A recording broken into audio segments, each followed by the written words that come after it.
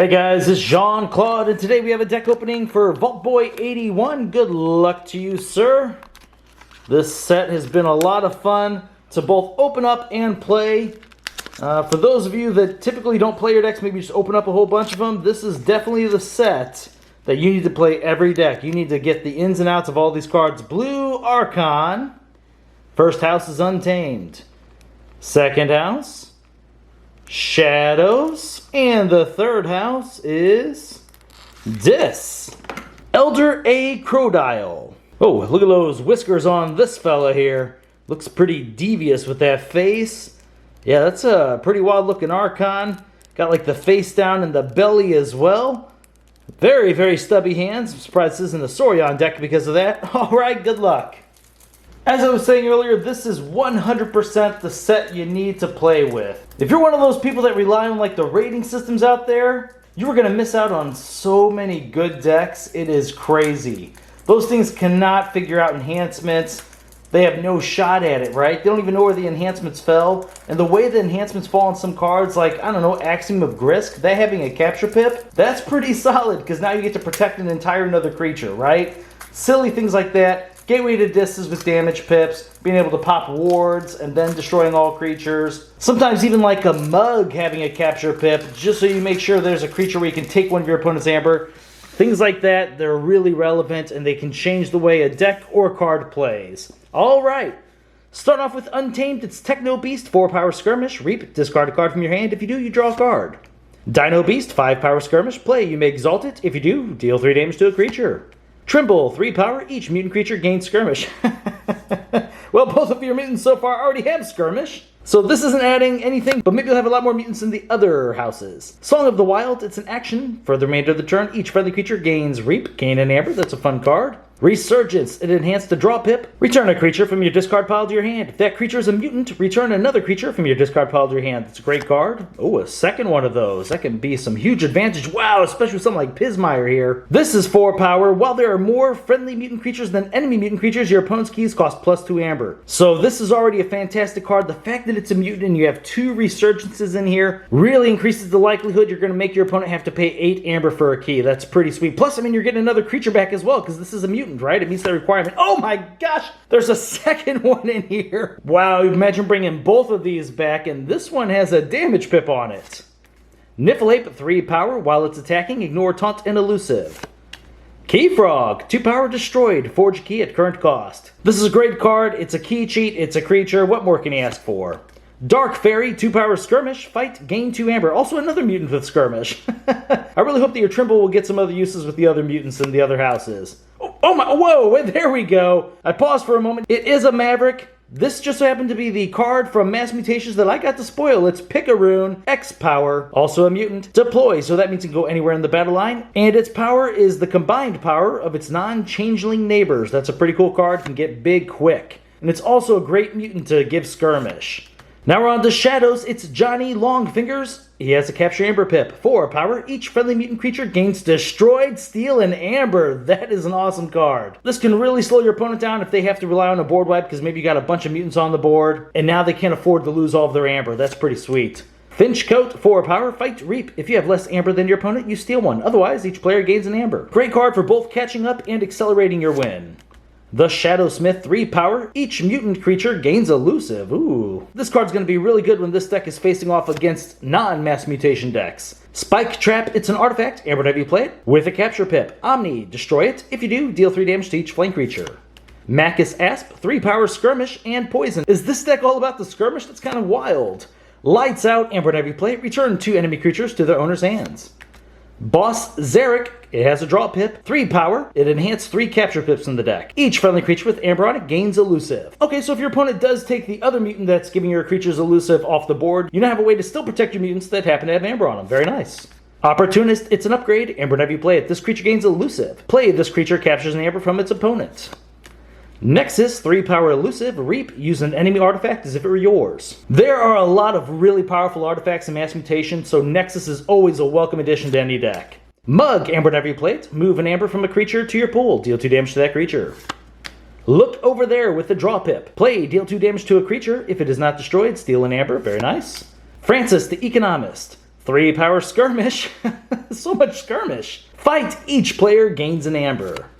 Now we're on to Dis, and what is this? Skeksuno? Oh man, that is an odd name. 1 power Omega. That means as soon as you play this card, you're going to end the phase. Play, destroy each other creature. For each creature destroyed this way, give it a +1 power counter. Wow, that is a really cool card. Way better than Gateway to Dis, in a sense. Now, Gateway to Dis, you can go ahead and repopulate the board with some Dis creatures, but this thing is still really strong. The fact that you're going to get all the additional power, you're going to have the only creature on the board, all for 1, and you're not gaining 3 chains, I'm a fan of that. Gleeful Mayhem, and whenever you play it, for each house, deal 5 damage to a creature of that house. That's great, especially if you share houses with your opponents. Double Doom, return an enemy creature to its owner's hand. Your opponent discards a random card from their hand. Fun. Anguish, 6 power. For each damage on Anguish, your opponent's keys cost +1 amber. Great amber control. Waking Nightmare, and whenever you play it, it enhances the capture pip. Play, keys cost +1 amber for each disc creature in play during your opponent's next turn. Another good amber control. Stirring Grave, and whenever you play it, archive a creature from your discard pile. This is another card that's great for getting back Pismire or the Anguish. Having creatures that are also amber control is just really good in Keyforge, and the fact that you have ways in 2 different houses to bring it back is very strong. Oh my gosh! You have a second Stirring Grave, very cool. Cinder, 6 power, 2 armor, taunt, reap, destroy a friendly creature. I would imagine this reap effect was meant to have synergy with a lot of the disc creatures. I haven't seen too many destroyed creatures in the set. I know the mutant disc creatures all say destroyed, steel, and amber. But worst case scenario, this is still a good fighter, it's still a good protector. Cinder is still all around a powerful card. Dark Minion, 1 power, it enhanced the damage pip. Destroy, deal 1 damage to each enemy creature. Brabble, 2 power, destroyed. Your opponent loses 1 amber. If it is not your turn, your opponent loses 3 amber instead. A second one of those. And the final card of the deck is a Bonesaw. 2 capture amber pips on it. That's how you turn this into a good card. 5 power. If a friendly creature is destroyed this turn, it enters play ready. Okay, that also goes with that Cinder. So it can at least enter play ready. You reap with the Cinder. Destroy one of your other creatures. I said we didn't really have any destroyed effects that's coming to me off the top of my head. But then getting an additional rape with the Bonesaw is pretty sweet. Okay, let's see here. Let's pull up the amber in here. Felt like we did okay in that department. We'll throw the steel up there as well. That's definitely going to get us an amber. It's the only way you're going to play that card, honestly. Let's see. Oh, that's a capture pip. Okay, Song of the Wild, because we did have a decent amount of Untamed creatures. Wow. Untamed did not have any amber pips in it? That is surprising. Okay. Song of the Wild is a big amber card. We'll just call it 2 in here. So 2, 3, 4, 5, 6, probably 7, 8, 9, 10, 11, 12. Ooh, 12 is a little bit shy, but there is a lot of amber control in here. Let's pull all that up. Got to go a little bit slower so we can read all this. Okay, Waking. Stirring Graves we're going to have to pull up because we had creatures in multiple houses that were doing it. The Brabbles are nice. Anguish, oh yeah. Let's see. And who knows, I might be missing some of these just because this whole new set thing. I'm not going to remember every single card, especially since I do not look at spoilers.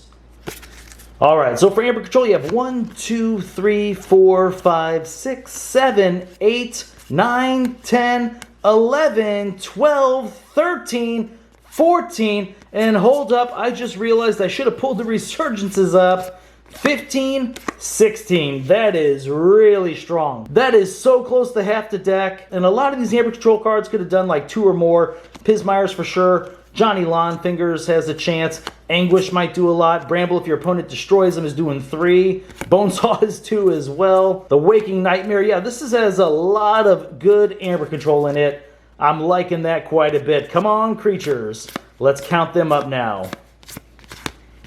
Don't want to jinx us by saying I feel like we had a decent amount. Not saying a word, just pulling them up. Come on. Give us the creatures. Oh, look at that big pocket there. Oh. All right, we have 1, 5, 10, 15, 20, 25. Oh my gosh, basically 27. That is counting Resurgence and Stirring Grave, but oh my gosh. With that many creatures, you are guaranteed to get some hits on those. 27 creatures essentially in this deck. That is absolutely huge. You are always going to have a big board. It doesn't matter what your opponent does. Plus all these skirmish effects in here that really gives you a great opportunity to control the board and still get reaps at the same time. That is really strong. And also, look at the board control you also have in here. Let's see here. Okay, so the Spike Trap, the Lights Out, the Mug, the Mayhem, and the Doom. Basically anything that isn't amber control or creatures is going to be some way to control your opponent's board, and that's not even including the guy, I'm not even going to try and say his name, right here. The disc, blow up all the dudes, get all the power counters. I just realized there's one more thing we have to do with these creatures. We need to see exactly how many mutants are in here. Because these mutants are getting skirmish, they're getting elusive, right? They're going to give your opponent a hell of a time, plus the fact you're able to return even more of them, thanks to the resurgence, that's going to be pretty sweet. Let's see, oh, imps, okay, demon, there we go, there's a mutant, and also the fact you can then steal with the Johnny, that is going to be pretty awesome. All right, so for the total mutants, we have 1, 2, 3, 4, 5, 6, 7, 8, 9, 10, 11. Wow, 11 is a great count there as well. Whew. Man, this looks like a lot of fun. You know, these creatures overall, they're pretty nice. Your opponent has to get the Pismires off the board. Your opponent doesn't want to get cards like Bramble off the board because then they're going to lose Amber. You just are going to get a lot of free reaps. Sometimes they don't want to kill Keyforge because they don't want you to forge a key and then be ready to forge another one on your next turn. A lot of really fun stuff. Oh, actually, that's a great point. How did I miss that earlier? Keyforge does have a destroyed effect. So guess what? Cinder, you have a use in here, buddy. Congratulations. These guys are going to be best friends in this deck. Another awesome thing about this Keyforge is because of this recursion, whether it's the Resurgence or the Stirring Graves, you can have it ready to go in your hand or your archives for that turn where you do want to blow up the Keyforge. Very cool. You had Francis the Economist to get some Amber, the Finch Cloak. Yeah, there's just a lot of really fun creatures in here. This looks like a really cool deck, Vaultboy81. Well, if you were looking for a good mutant deck, I think this was it. It didn't have Dark Amber Vault, which obviously just would have been insane in here. But really, what deck wouldn't benefit from a Dark Amber Vault? Alright guys, well thank you very much for watching my videos, and I'll see you next time.